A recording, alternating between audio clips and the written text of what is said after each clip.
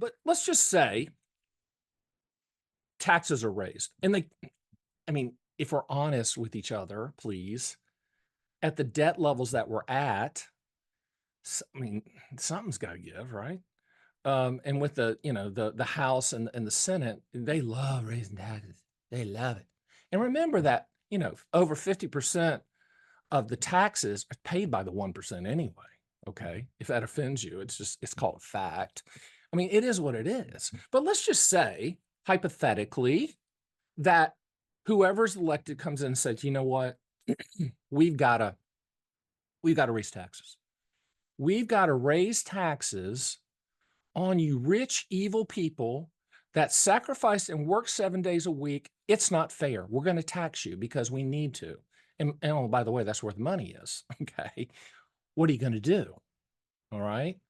Well, with annuities, this doesn't make them good or bad. Okay. But this is a reality.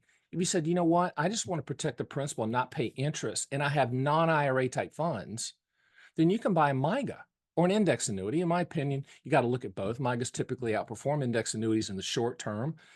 Index annuities are very complicated. We'll get to that down the road in another podcast, but we have nothing against them. I just am about contractual guarantees.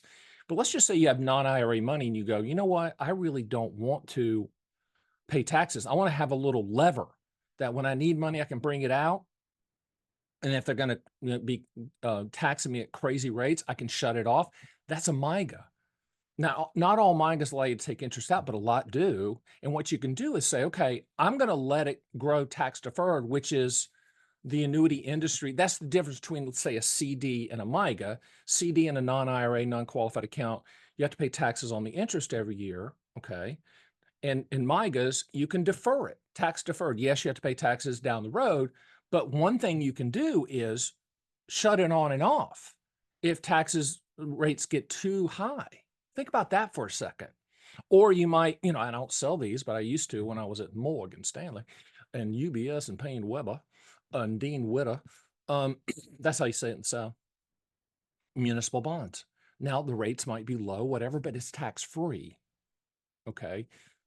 People that are smart, that have planned, that manage their money or have someone manage their money, always thinking about, okay, if this is the action, what's my reaction? Legal reaction, of course. Everything's, what can I do? One of the great things about MIGAs or deferred annuities is you're deferring the taxes. Now you got the conspiracy theorists out there go, but wait a minute, Stan. What if they change those rules on the life insurance companies that issue annuities, that those annuities aren't tax deferred anymore? You can't defer them. My answer to that is, if that happens, boy, we're in trouble. But let me give you a better answer. People always think and always say, well, the NRA is the toughest lobby up there. The biggest, baddest, swinging the biggest stick lobby on the planet is the life insurance lobby. Those are the baddest dudes on the planet.